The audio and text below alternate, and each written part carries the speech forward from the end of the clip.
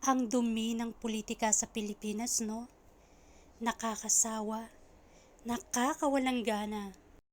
Ganun pa man, susuportahan ko pa din ang Pangulo na pinili ko, ang Pangulo na binoto ko, si Bongbong Marcos. Ibang-iba na ngayon ang politika sa Pilipinas, hindi na katulad noon.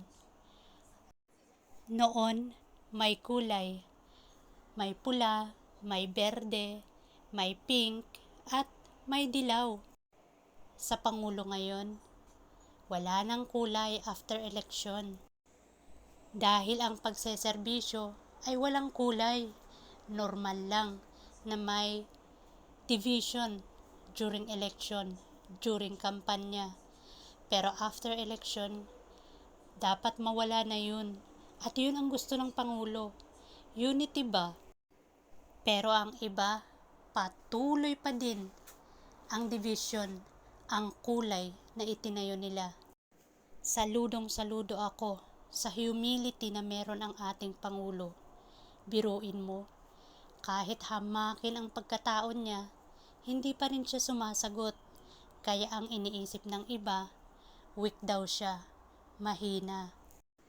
Pero kailangan nga ba talagang magkaroon ng kamay na bakal para sabihin malakas ka, makapangyarihan ka? No! Actually, ang pagkakaroon ng kamay na bakal at makapangyarihan ay isang simbolo ng kahinaan.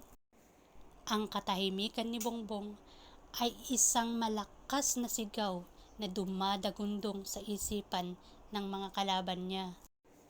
Ang katahimikan niya ay isang malakas na sigaw na nakakabingi. Tinutuligsa si Bongbong Marcos, ang ating Pangulo, pero hindi siya sumasagot dahil hindi siya bumababa sa level kung saan nandun ang mga may pinag-aralan, wala namang tamang pag-iisip. Sila ang tunay na bangag. Si Pangulong Bongbong, trabaho ng trabaho, at yun ang magsasalita sa serbisyo niya. His service, his works, talks louder than his words. Ang iba dyan, wala nang ginagawa, tamad pa, mapanira pa. Ibang-iba ang politiko ngayon sa Pilipinas dahil ang isa tumitira habang ang isa nagtatrabaho. Ang mga nakaraang Pangulo, nako, sasagutin nila yan. The best ka, PBBM.